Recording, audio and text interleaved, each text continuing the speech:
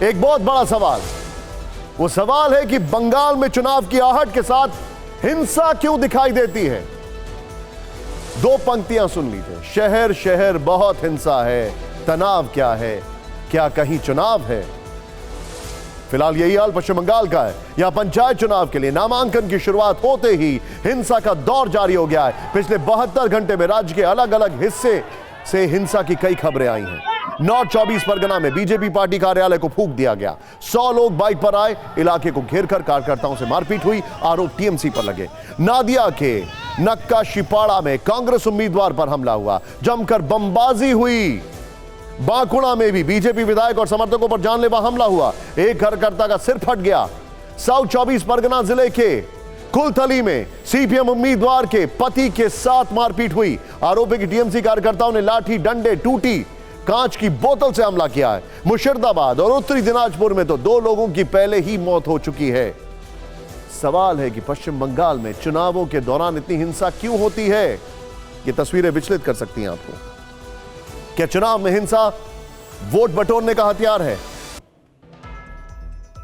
हम ये सवाल इसलिए पूछ रहे हैं कि जैसे जैसे नामांकन की प्रक्रिया तेज हो रही है, पंचायत चुनाव की तारीखें नजदीक आ रही हैं, हिंसा का ग्राफ बढ़ता जा रहा है। साफ है, यह हिंसा वाली सियासत की संस्कृति नहीं बदली। लोकसभा की लड़ाई हो, विधानसभा का रण हो या फिर पंचायत पर कब्जा करने की होड़ हो, बंगाल में बम, गोला और बारूद का बोलबाला। साल कोई भी हो, चुनाव कोई भी हो, जिम्मेदार कोई भी हो, हंगामा होता है, झड़पें होती हैं, हत्या होती है, बम चलते हैं, खुलेआम खून खराबा होता है। बांकुड़ा और बर्दवान की तस्वीरें इसकी गवाही दे रही हैं।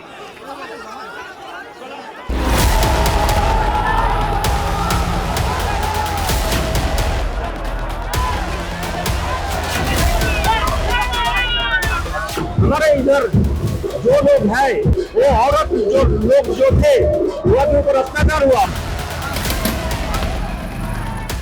পুলিশ নিজেই করাচ্ছে, পুলিশ নিজেই তৃণমূলকে দিয়ে হারমারি করে আপনার পুরোপুরি ঘিরে রাখছে।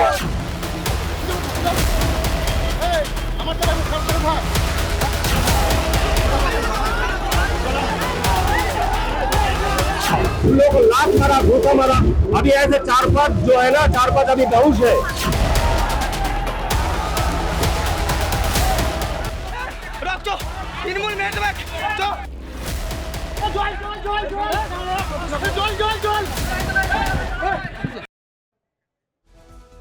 आगे बढ़ने से पहले एक छोटा सा आंकड़ा आपको बताना चाहता हूं। ये मैं नहीं कह रहा हूं, ये शुभेंदु अधिकारी कह रहे हैं। उनका कहना है कि कैसे संभव है कि 70,000 बूथों पर चुनाव के दौरान सिर्फ 42,000 पुलिस होगी, और अगर पुलिस कम है तो यह सब होगा ही।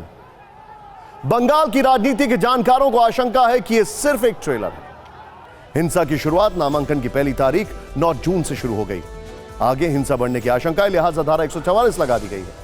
नॉमिनेशन सेंटर के बाहर 1 किलोमीटर के एरिया के अंदर सिर्फ 2 लोगों की एंट्री होगी। एक ही दिन 8 जुलाई को 73,887 सीटों के लिए पंचायत चुनाव होगा, लेकिन इसके लिए 15 जून तक नामांकन भरने की प्रक्रिया चलेगी। बीजेपी की एमपी लॉकेट चैटर्जी ने आरोप लगाया कि जानबूझकर जनप्रतिनिधि की गाड़ी को रोका जा रहा है, नॉमिनेशन सेंटर में जाने नहीं दिया जा रहा है। विधानसभा में नेता विपक्ष शुभेंदु अधिकारी ने चुनाव आयुक्त से पैरामिलिट्री फोर्स की तैनाती की मांग की है। हालांकि टीएमसी इन आरोपों को खारिज कर रही है। बंगाल में सीधा सीधा जंगल राज चल रहा है। जो पोस्ट पोल वायलेंस हुआ था उसमें 1 लाख से ज्यादा बीजेपी कार्यकर्ता, वोटर, खासकर ये हिंदू लोग को एक घर से निकाल दिया था। बंगाल में कानून बोल के कुछ नहीं है। यहाँ जो रूल ऑफ लॉ नहीं चलता है, जो रूलर है उसका लॉ ही चलता है। ये मेरा बात नहीं है, ये एनएचआरएस का बात है। No, this violence is being overplayed by the media. So far, 1 person only has died, and few cases of clashes have taken place. It's not large-scale violence as is being made out. That's not right.